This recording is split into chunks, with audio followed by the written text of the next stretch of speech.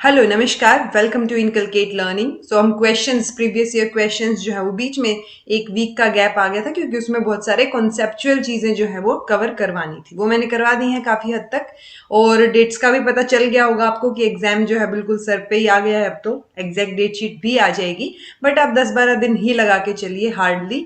और आपने बहुत सारी वीडियोज भी देखी होंगी कि 10 दिन में जेआरएफ कैसे क्रैक करें। ठीक है, तो वो सब चीजें छोड़ के चुपचाप अपने काम पे ध्यान देंगे तो बेहतर रहेगा, ताकि आप जो है एक प्रोडक्टिव तरीके से पढ़ाई कर सके और एग्जाम देके आ सके। ठीक है जी। प्रीवियस ईयर क्वेश्चंस हम सोल्व कर रहे हैं, उसमें 41 जो है क्वेश्चन में हम आ गए हैं। इससे पहले एक क्वेश्चन पेपर हम सोल्व कर चुके हैं लास्ट ईयर का। अभी हम 2019 का क्वेश्चन पेपर सोल्व कर रहे हैं, उसमें ये 5th वीडियो यानी 40 क्वेश्चंस हम इसके भी कवर कर चुके हैं। उसके अलावा अब हर क्वेश्चन पेपर में मैं 90 क्वेश्चंस कवर करवाऊंगी। 10 जो कॉम्प्रीहेंशन के हैं वो आप खुद कर लीजिएगा। ठीक है जी। तो फर्स्ट क्वेश्चन आज का है, which of the following research designs utilise data from individuals autobiographies and personal talks and discussion. देखिए, जो रिसर्च डिजाइन है या रिसर्च अप्रोच बोल लीजिए, इनसे क्वेश्चंस बहुत रिपीट हो रखे हैं, यानी इनमें से क्वेश्चन आएगा ही आएगा। आपको पता होने चाहिए कि ग्राउंडेड थियरी क्या होता है, नैरेटिव रिसर्च क्या होता है, केस स्टडी, एथनोग्राफी, तो ये सारी चीजें होती क्या है वो आपको पता होनी चाहिए। जब हम इंडिविजुअल ऑटोबायोग्राफी या पर्सनल लेवल पे टॉक कर रहे हैं, उसके थ्रू उसको यूटिलाइज कर रहे हैं, वो एक तरीके से आप नरेट कर रहे हैं उसको, वो नैरेटिव रिसर्च डिजाइन जो है वो रहेगा। आंसर इसका बी रहेगा। ग्राउंडेड में हम एक थियरी एस्टेब्लिश करने की कोशिश करते हैं, केस स्टडी में हम केसेस को स्टडी करते हैं जो पहले हो चुके हैं। अब वो केस स्टडी किसी जैसे मेडिसिन में होगी या लॉ में होगी कि पहले क्या हुआ था। ठीक है, तो वो कंबाइन करते हैं हम। एथनोग्राफी में हम क्या करते हैं, एथनिक ग्रुप जो है वो इसमें कहीं ना कहीं अटैच्ड रहेगा, और कल्चरल जो है उस कल्चर के बारे में हम जानना चाह रहे होते हैं। अब ये होते क्या है, इनके बारे में डिटेल थोड़ा थोड़ा देख लेते हैं, क्योंकि बहुत जरूरी है, आपको मोटे तौर पे चीजें पता होनी चाहिए कि होती क्या है ये। एथनोग्राफी की अब मेन पर्पस क्या है, to describe cultural characteristics.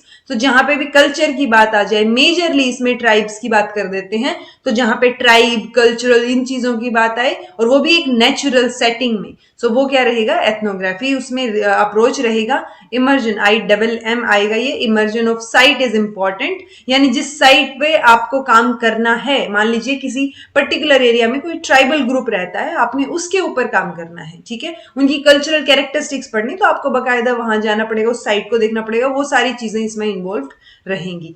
Disciplinary root किस में है, एंथ्रोपोलॉजी में है। एंथ्रोपोलॉजी इसी से रिलेटेड, ह्यूमन से, या जो पहले क्या होता था या क्या कल्चरल कैरेक्टरिस्टिक्स थी, कैसे रहते थे लोग, उससे रिलेटेड जो है एक ब्रांच होती है एंथ्रोपोलॉजी। उस तरीके का यहाँ पे आप चीजें लगा सकते हैं। अगर केस स्टडी की बात करें तो इसका पर्पस क्या है, to address research questions by describing one or more case studies, या बाउंडेड सिस्टम्स बोल देते हैं इनको, इन डेप्थ। आप मान लीजिए आपने कोई चीज पढ़नी है या किसी पर्टिकुलर चीज के ऊपर रिसर्च करनी है, आप उससे रिलेटेड अगर पहले कोई केस हुआ या केस स्टडीज हुई हैं, वो सारी चीजें आप स्टडी करेंगे। तो मेन पर्पस क्या होता है इसमें, कि जो रिसर्च से रिलेटेड क्वेश्चंस हैं उनको उन केसेस के थ्रू आंसर किया जा सके। Obviously multiple data collection techniques रहेंगी। फॉर एग्जांपल, मान लो पुलिस में केस का मतलब हम यही समझते हैं ना, अदालत में या पुलिस में कोई केस चल रहा है, वो केस लगा के भी आप एग्जाम्पल के थ्रू याद रख सकते हैं कि वो केस क्या है, कि उसमें पुलिस भी तो इंक्वायरी करेगी ना, अलग अलग तरीके से डॉट्स कनेक्ट करेगी, अलग अलग तरीके से डाटा कलेक्ट करेगी। वो सारी चीजें क्या है कि मल्टीपल डाटा कलेक्शन टेक्निक इसमें यूज होगी to determine particular unit of study. Multidisciplinary root science में, जैसे मेडिसिन में मान लीजिए किसी केस की हिस्ट्री है, कि कोई इंसान है उसका क्या क्या हिस्ट्री रही है मेडिकल लेवल पे, वो मेडिसिन में हो जाएगी। लो लेवल पे जो मैंने अभी केस का एग्जांपल दिया आपको, ऐसे ही बिजनेस में, एजुकेशन में, सोशल साइंसेज में, ये मल्टीडिसिप्लिनरी रूट्स जो है केस स्टडी की देखने को मिलेंगी। फिनोमिनोलॉजी नेक्स्ट, पर्पस क्या है इसका, to determine meaning, structure and essence of a particular phenomena. Particular phenomena के जब बारे में बात हो रही है, और वो भी किसकी, जो कि एक्सपीरियंस किया हो किसी इंडिविजुअल ने या फिर बहुत सारे इंडिविजुअल ने। तो इसमें मतलब मैंने कुछ एक्सपीरियंस किया और आप में से कोई रिसर्च कर रहा है तो आप बैठ के इंटरव्यू ले रहे हैं मेरा डिटेल में उन चीजों के बारे में। तो जो भी पार्टिसिपेंट होगा उसका इन डेप्थ इंटरव्यू जो है वो लिया जाएगा, क्या करने के लिए कि उस पर्टिकुलर फिनोमिना के लिए क्या एसेंस है, क्या एक्सपीरियंस की एसेंस निकालना चाह रहे हैं हम। डिसिप्लिनरी रूट्स किस में रहेंगी, फिलोसफी में रहेंगी। डिसिप्लिनरी रूट्स किसकी किस में है ये थोड़ा ध्यान रख लीजिएगा, हो सकता है इससे भी क्वेश्चन आ जाए। ग्राउंडेड थियरी की बात करें तो ये किस क्या पर्पस होता है कि आप कोई थियरी जनरेट करना चाह रहे हैं जो डाटा आपने कलेक्ट किया है उसके बेसिस पे। सो ग्राउंडेड थियरिस्ट जो है वो सिस्टमेटिकली डाटा को कलेक्ट करते हैं, फिर कैटेगरीज उसमें डिफाइन करते हैं, फाउंड करते हैं डाटा में, फिर उन कैटेगरीज को कनेक्ट करने की कोशिश करते हैं और फिर उसको यूज करके एक इंफॉर्मेशन, जो भी इंफॉर्मेशन मिली है उसको इंडक्टिवली एक थियरी बनाने की कोशिश करते हैं। यानी आपने कोई पर्टिकुलर जगह पे कुछ स्पेसिफिक डाटा कलेक्ट किया, अब आप उस स्पेसिफिक से जनरल पे जाना चाह रहे हैं, स्पेसिफिक चीजों से आप एक थियरी एस्टेब्लिश करना चाह रहे हैं। डिसिप्लिनरी रूट्स किस में रहेंगी, सोशियोलॉजी में रहेंगी। हिस्ट्री की बात करें, हिस्टोरिकल, तो मेजर पर्पस क्या होता है, सिस्टमेटिकली एग्जामिन करना चाह रहे हैं आप पास्ट के इवेंट्स को, जो जो हुआ है पास्ट में, ठीक है। सो एक इंटरप्रेट पे ज्यादा फोकस रहेगा कि आपको कोई भी डाटा पता चला, कोई फैक्ट्स पता चले, आप उनके बेसिस पे इंटरप्रेट कर रहे हैं चीजों को। ये क्या क्या इन्वॉल्व करेगा, fluid dynamic account of past events, किसके बेसिस पे, जो भी आर्टिफैक्ट्स या रिटन डॉक्यूमेंट्स हमें मिले हैं उसके बेसिस पे। सो इसकी डिसिप्लिनरी रूट्स किस में रहेंगी, हिस्ट्री में रहेंगी। नैरेटिव की अगर बात करें, सो मेन पर्पस नैरेटिव, आप नैरेट करना चाह रहे हैं। सो आप देखना चाह रहे हैं कि how different people experience the world, कि किसका नरेशन कैसे है, कि किसकी लाइफ में क्या चल रहा है। तो मेजरली पर्सनल नैरेटिव की पार्टिसिपेंट जो अपनी लाइफ के बारे में बताते हैं, फिर आप उसमें से क्या करते हैं, तभी तो वो ऑटोबायोग्राफी या ओरल हिस्ट्री या इंटरव्यूज वो सारे के सारे नैरेटिव से अटैच्ड हैं।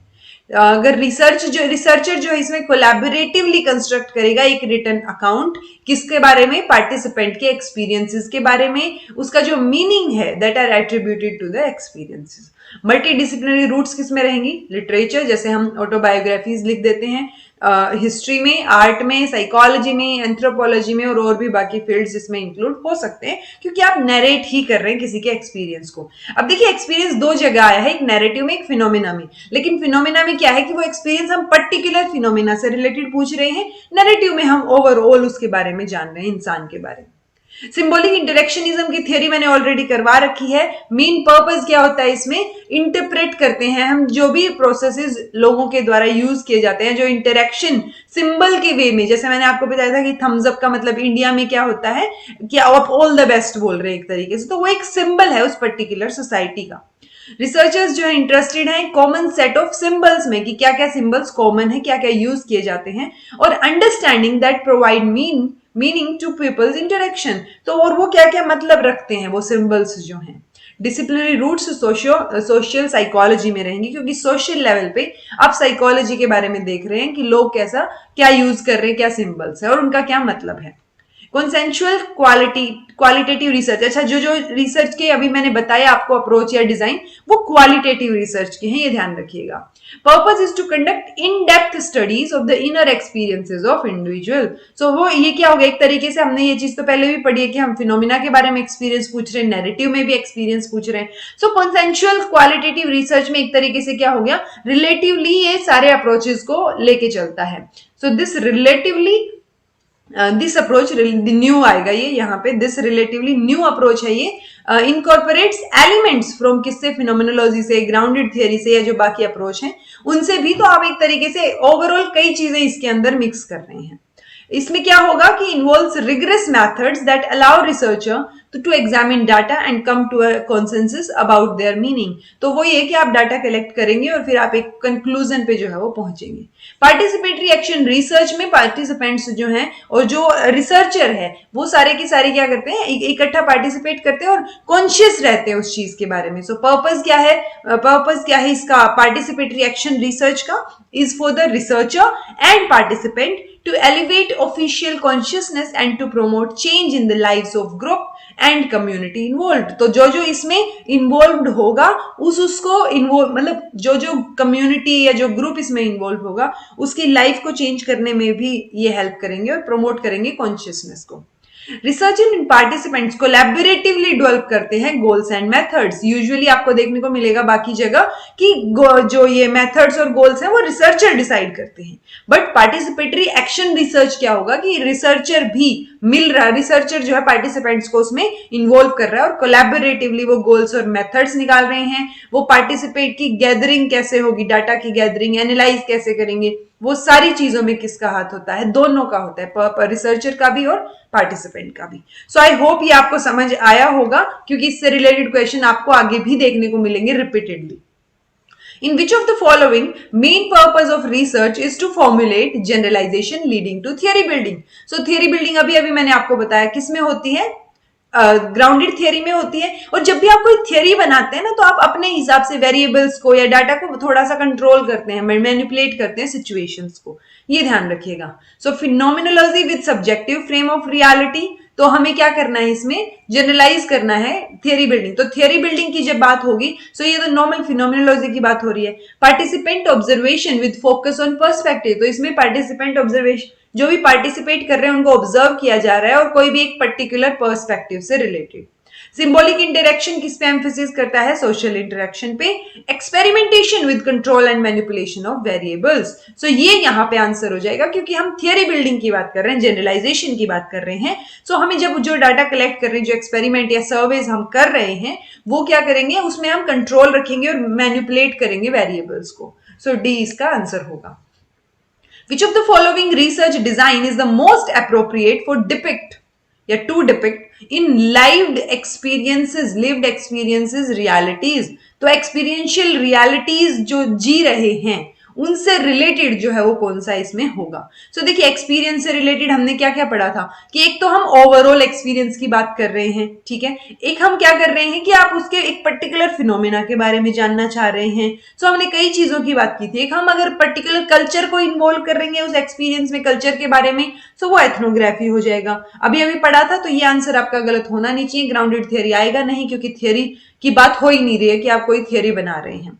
केस स्टडी की भी बात नहीं हो रही है। नैरेटिव और फिनोमिनोलॉजिकल में हम अगर देखें तो ये क्या पूछ रहे हैं, मोस्ट अप्रोप्रिएट पूछ रहे हैं लिव्ड एक्सपीरियंशियल रियलिटीज के बारे में। सो फिनोमिनोलॉजिकल जो है इसका आंसर रहेगा। An investigator wants to study the functioning of a school meant for tribal children. So आप एक पर्टिकुलर, मतलब ट्राइबल चिल्ड्रन, कल्चर की बात आ गई, आप उनके स्कूल्स की फंक्शनिंग के बारे में देखना चाह रहे हैं। So most appropriate research design क्या रहेगा इसमें, तो एथनोग्राफी जो है वो इसमें अप्रोच रहेगी। Investigator wants to conduct a study on politically active student leaders in educational institutions. तो वो पर्टिकुलर है रिसर्चर यहाँ पे कि उसको पॉलिटिकली एक्टिव स्टूडेंट लीडर्स जो हैं एजुकेशनल इंस्टीट्यूशंस में, उनके ऊपर स्टडी करनी है। सो कौन सा सैम्पलिंग मेथड होगा, simple random sampling, quota sampling, purposive sampling और स्नोबॉल सैम्पलिंग। सो एक पर्टिकुलर पर्पस के साथ ये चल रहे हैं कि इनको सिर्फ उन्हीं के ऊपर स्टडी करनी है और particularly politically active students leader के ऊपर। तो ये क्या रहेगा, पर्पसिव सैम्पलिंग इसका आंसर हो जाएगा, जिसको जजमेंटल या जजमेंट सिलेक्टिव या सब्जेक्टिव सैम्पलिंग भी बोला जाता है। A weighing machine mostly over measures the weight of individuals. तो मोस्टली क्या करती है, ये ओवर मेजर करती है, मतलब अगर आपका वेट 50 है तो ये 54 दिखा देगी, ठीक है। सो ओवर मेजर कर रही है हर इंडिविजुअल का। So it will be said to be indicative of, तो ये किस टाइप की एरर इसमें रहेगी। सो ये मोस्टली क्या कर रही है, ओवर मेजर कर रही है। ऐसा नहीं है कि किसी का कम दिखा रही है, किसी का ज्यादा दिखा रही है, किसी का सही दिखा रही है, ठीक है। सो एक पर्टिकुलर सीक्वेंस आपको डायरेक्शन देखने को मिलेगी कि हर एक का वेट जो है वो ज्यादा ही दिखा रही है। तो ज्यादा दिखा रही है तो एक तरीके से सिस्टमेटिक एरर हो गई। अगर वो किसी का कम, किसी का ज्यादा, किसी का सही दिखाती तो वो रैंडम एरर हो जाती। तो ये क्या आंसर रहेगा, सिस्टमेटिक एरर इसका आंसर रहेगा। सिस्टमेटिक एरर को हम क्या कर सकते हैं, मैनिपुलेट कर सकते हैं। यानी मुझे पता है कि वो सबका 2 किलो वेट जो है वो ज्यादा दिखा रही है, सो मैं -2 जो है वो सब में से कर सकती हूँ। तो इसीलिए इसको सिस्टमेटिक एरर बोला जाता है। रैंडम एरर को आप संभाल नहीं सकते कि कैसे ठीक करना है उसको। Which of the following are the assumptions underlying the use of parametric statistics? तो ये जो स्टैटिस्टिक्स है इसमें पैरामेट्रिक, नॉन पैरामेट्रिक 2 टेक्निक्स होती हैं। पैरामेट्रिक में कौन कौन से assumptions होते हैं वो बताना है। So variable being studies is continuous, तो वेरिएबल जो पढ़ा जाएगा वो क्या रहेगा, इसमें कॉन्टिन्यूअस होगा। Measurements are based on nominal और ordinal scales, scores are normally distributed, यानी कि एनपीसी नॉर्मल प्रोबेबिलिटी कर्व बनना चाहिए जो डाटा है। Variance all over the groups are equal, so variance equal होना चाहिए। सो देखिए जब भी आप पैरामेट्रिक की बात करेंगे सो नॉमिनल और ऑर्डिनल की बात नहीं आएगी, इंटरवल और रेशियो स्केल जो है उसमें अजम्पशन में देखा जाएगा। उसके अलावा बाकी तीनों सही है, बाकी तीनों सही है, तो ए, सी और डी आंसर हो गया। A standard of performance for a defined domain is termed as, so हमें एक परफॉर्मेंस स्टैंडर्ड देखना है उसमें डिफाइंड डोमेन के लिए। So portfolio, blueprint, rubrics, achievement. Achievement में आप सिर्फ अचीवमेंट देखेंगे, पोर्टफोलियो में आप चीजों को कलेक्ट कर रहे हैं, जो जो बच्चे का डाटा है उसके बारे में। ब्लूप्रिंट में आप ओवरऑल किसी चीज के बारे में बात कर रहे हैं, कोई भी ऑब्जेक्टिव के साथ आप ब्लूप्रिंट बना रहे हैं। रूब्रिक्स जो है वो आंसर रहेगा। रूब्रिक्स की अगर थोड़ी सी बात करें तो ये असेसमेंट के लिए यूज किया जाता है। इसमें क्वालिटी और क्वांटिटी दोनों को देखा जाता है किसी भी स्टूडेंट की परफॉर्मेंस में, हर एक क्राइटेरिया के लिए। ठीक है, सो हर क्राइटेरिया, हर डोमेन के लिए ये अलग है, जैसे परफॉर्मेंस असेसमेंट, पोर्टफोलियो असेसमेंट और सेल्फ असेसमेंट और पीयर असेसमेंट। ओके, ये क्या हो गया? ठीक है, ठीक है, ये हो गया। उसके बाद अगर हम बात करें, नेक्स्ट क्वेश्चन है which of the following statements explain the management principle of span of control. ये क्वेश्चन रिपीट है, ये 2020 में भी आया हुआ था जो हमने पिछला क्वेश्चन पेपर किया है उसमें।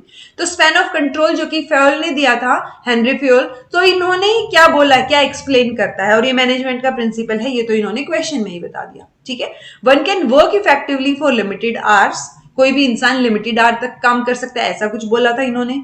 One can work with limited number of people, one can make 4 to 6 people work effectively under him or her, only 4 to 6 people can make an effective group। So Henry Fayol ने जो span of control बोला था, उन्होंने बोला था कि कोई भी एक लीडर, कोई भी एक मैनेजर, सो कोई भी एक इंसान 4 से 6 लोगों को जो है वो, मतलब एक स्मॉल ग्रुप को इफेक्टिवली काम करवा सकता है अपने अंडर। सो ये उन्होंने बोला था, तो आंसर इसका सी रहेगा। लास्ट क्वेश्चन है आज के लिए, which of the following averments constitute critical pedagogy of Paulo Freire. So Paulo Freire इन्होंने एजुकेशनल थिंकर्स में भी मेंशन कर रखा है अपने पास, और क्रिटिकल पेडागोजी में भी है, तो दोनों जगह पढ़ना जरूरी है।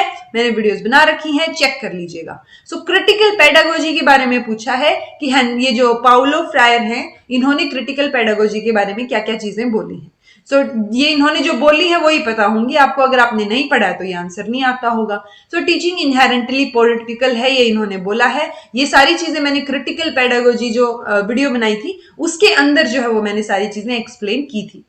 Teaching implies absence of neutrality of knowledge, ये भी ठीक है। टीचिंग इज प्रो एस्टेब्लिशमेंट, ऐसा कुछ नहीं बोला था। Issues of social justice and democracy are integral part of teaching, right. So जब ये सारी चीजें पार्ट है तो सोशल रियलिटी से दूर कैसे हो सकती है टीचिंग। ठीक है, so A, B and D, A, B and D, C answer रहेगा इसका। ठीक है जी, ये थे आज के 10 क्वेश्चंस। अगर आपको कुछ भी समझ नहीं आया है तो कमेंट करके पूछ लीजिएगा। बाकी एग्जाम की डेट आई गई है ऑलमोस्ट, आप तैयारी कंटिन्यू कीजिए सेल्फ स्टडी के साथ obviously, but previous year questions जो है या तो आप खुद कर लीजिए या जो मैं करवा रही हूँ उनको फॉलो अप कर लीजिए। यहाँ पे आपको कॉन्सेप्ट्स के साथ जो है वो चीजें मिलेंगी, ताकि उससे रिलेटेड अगर कॉन्सेप्ट रिपीट होता है तो आप उसको सोल्व कर पाए। So this was all about today. Thank you so much for watching. Be happy and keep smiling.